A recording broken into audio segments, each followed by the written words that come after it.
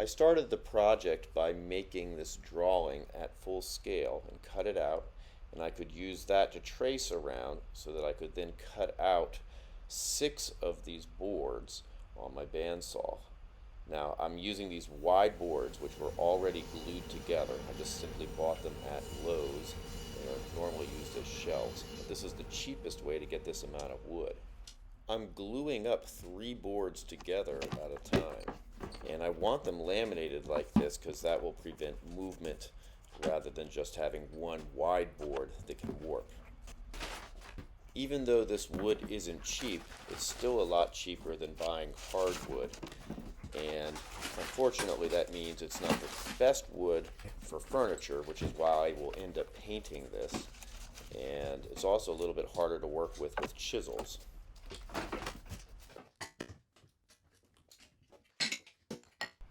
I set this aside to dry overnight, maybe even 2 nights, to make sure that the glue was cured. The shelf of the roll top is going to be made out of MDF. I wanted something that was very stable and wouldn't move around, and it was also the most cost-effective material.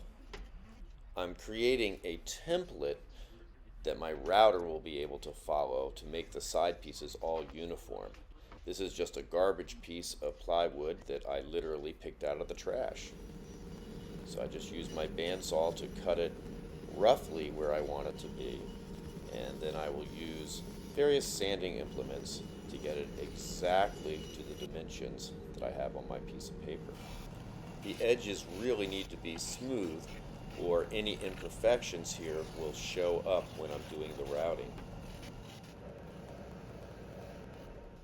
I'm taking leftover glue that was squeezed out, and I'm adding that to some very fine sawdust from my dust collector. I'm going to use that to fill the voids in this plywood. Again, the edges have to be perfectly smooth for the next operation to work well. The paper in the middle of this ensured that the 2 boards would not stick together, and I end up with 2 very nice blanks. But I do need to make sure that they end up being the exact same thickness and that the sides are parallel to each other. So a few times through my planer works magic. I am screwing the template directly onto the blanks. That way I have a reference point which will always be the same. So when I go to route it, it will be in the exact location that I need. Again, I'm going to trace around the template so that I can remove any excess wood before running it through the router.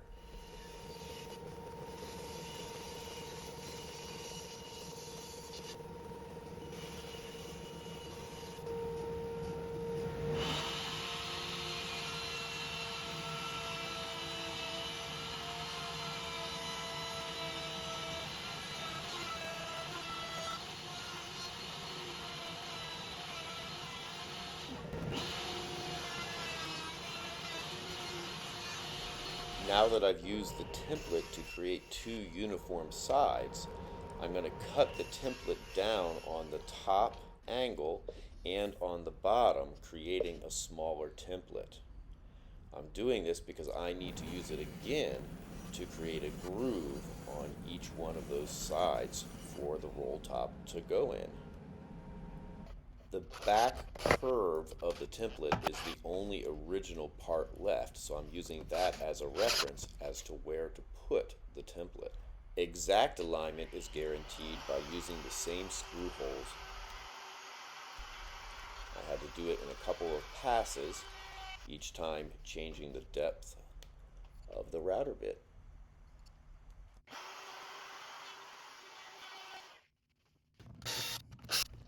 The groove is 3/8 of an inch wide and 3/8 of an inch deep. I've made plenty of test pieces or prototypes during this build that I haven't been showing, but here I'm finding the exact width necessary in order to make a groove for the MDF to fit in.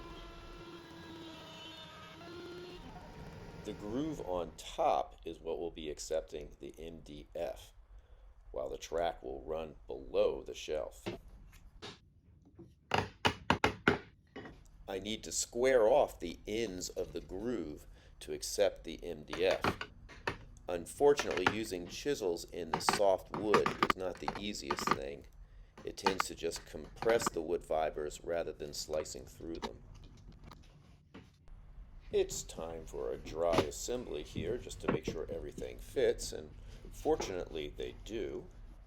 And here you can see how the tolerances are very tight and how the roll top will go right underneath that MDF. I'm adding a pretty large round over through most of the project just to make it easier to touch and to help prevent nicks and dings. This project required a lot of sanding, most of it being done by hand. But here I'm just using my sander to get a nice flat surface. And I decided that since it's soft pine, I should probably go ahead and fill all of the grooves with a layer of glue that will be absorbed into the wood, and that will just simply make it sturdier and last longer. I've done this on a number of projects with great success. And now I'm actually going to go ahead and glue in the MDF and make sure that the project is nice and square so that the roll top will be able to slide smoothly in the groove.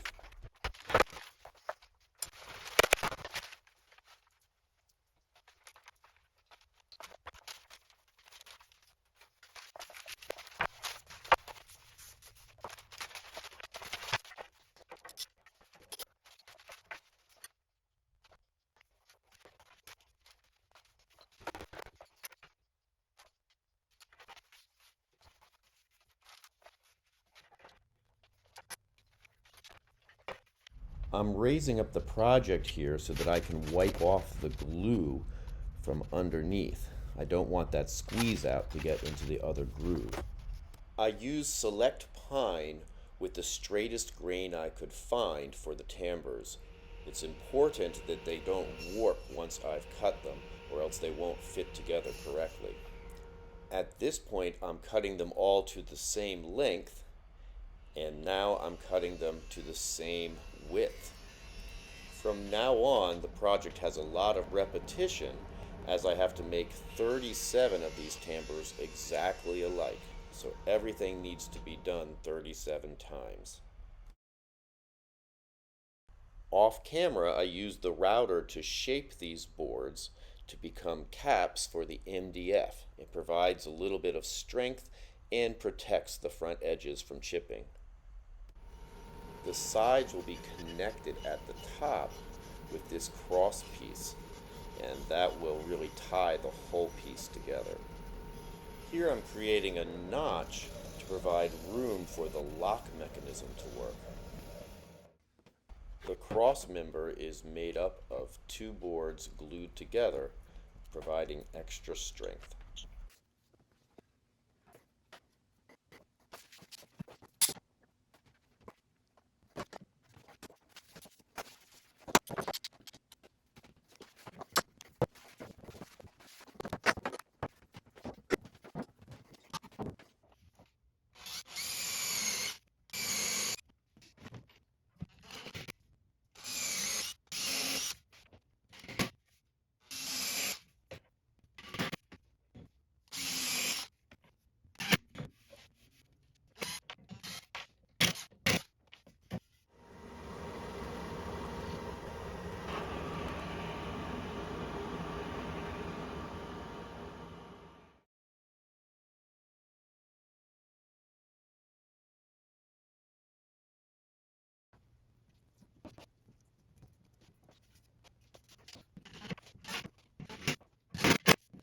Now that the body of the roll top is complete, it's time to add some paint. Once that was dry, I was able to turn it over and do the other side. I put a total of 3 coats on.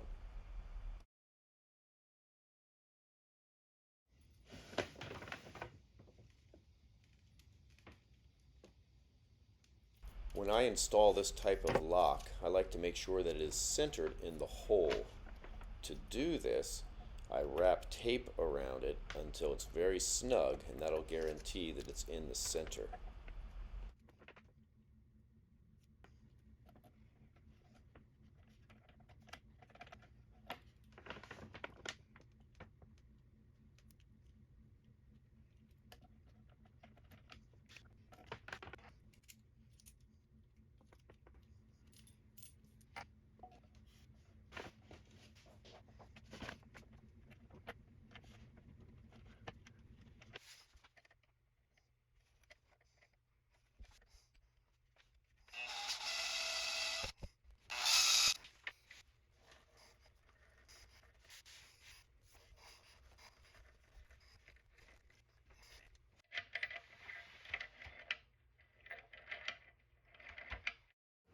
After cutting the tambours into long strips, I let them sit for almost a week so they could rest and I would see which ones were going to end up bowing.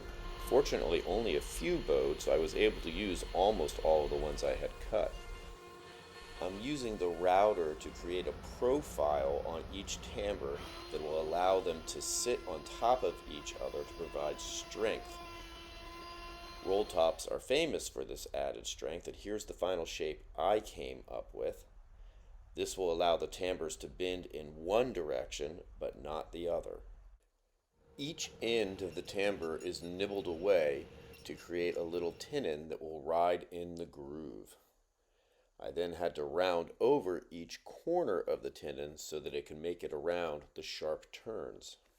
I can slide each timbre in now one by one, and the timbres on the tight turn are about 1/4 of an inch narrower than the other timbres. I did this purely for aesthetics. All of the timbres are able to make the tight turn.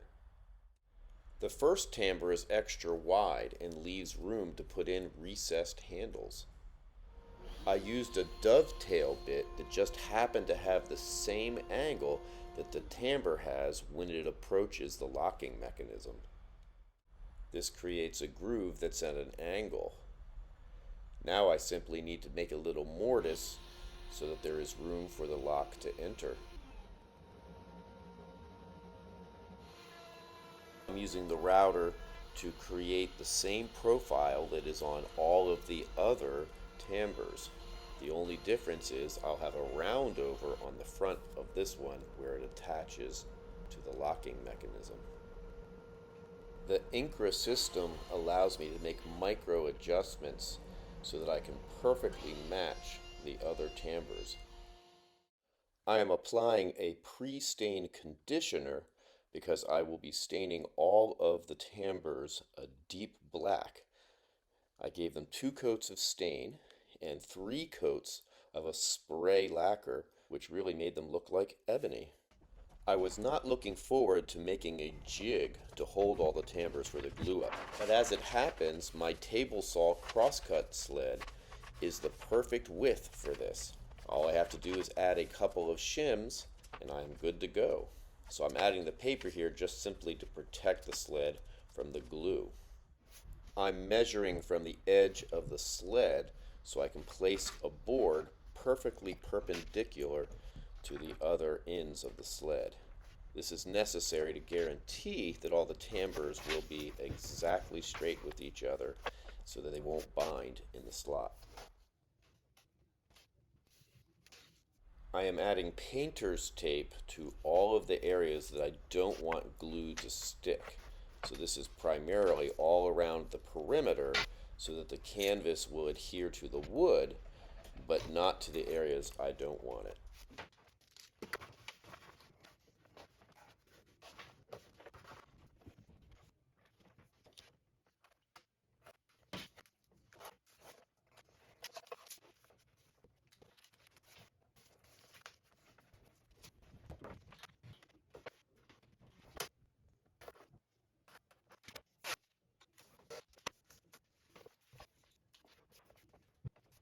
I am using just a cheap canvas drop cloth. It really doesn't have much structural value on its own, but once you add all that glue to it, it's amazingly strong.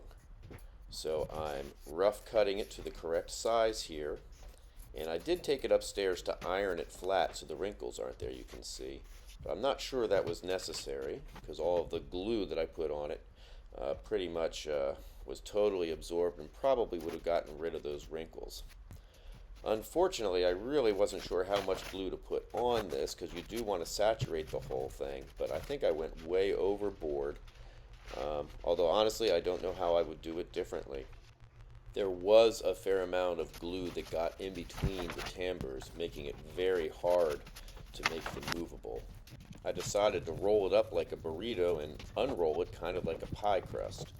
And I just worked it into the wood with my fingers.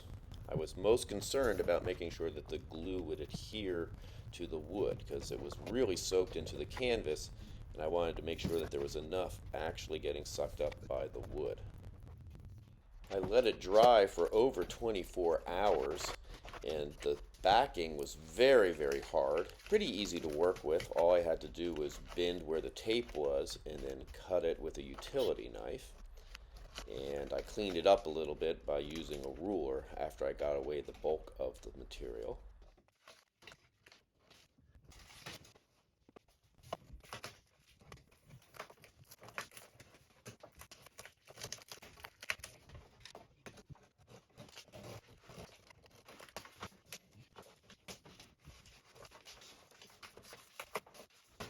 So I'm taking out the two shims on each side, and now I'm discovering that the tambours are pretty well glued together at each of the seams here.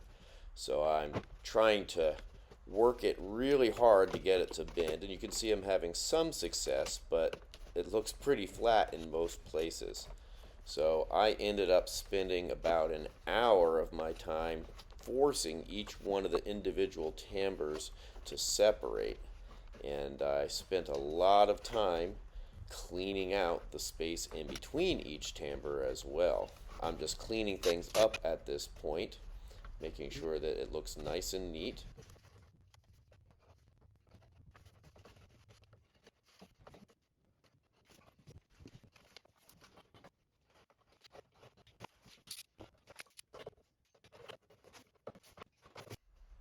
The canvas edges where I had cut it were actually very sharp from the glue. So I went around and took a sander and just simply tried to ease over those edges everywhere that I had made some cuts. And it came out nice and smooth, so there's no way of really hurting yourself. I also went over the entire thing with the sander just to get rid of any extra little bumps to smooth it out. I did use a lot of glue.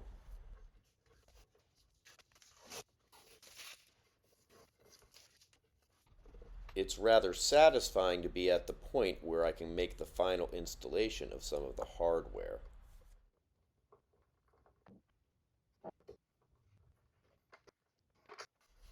It's at this point where I discover how much glue is really in between the slats, and I have to go through with a cloth and with a little pick to get some of that glue out. On the positive side, while the back canvas was very dry and hard, this center section had not truly hardened yet, so I was able to clean it out pretty well.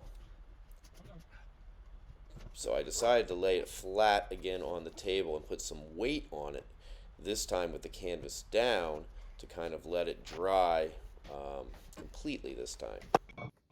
The next morning I took it upstairs on my carpet and was able to keep folding it and bend it, and now it's really flexible.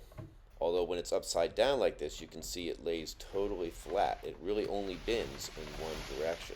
So this is the first time going into the main frame, and the first time going up.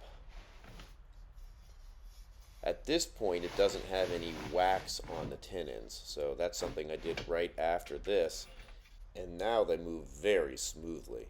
So right here I'm adding some screws that are going to be kind of some stops to make sure that it can't fall out of this. And here you can see it's just going to slide right down. Very nice.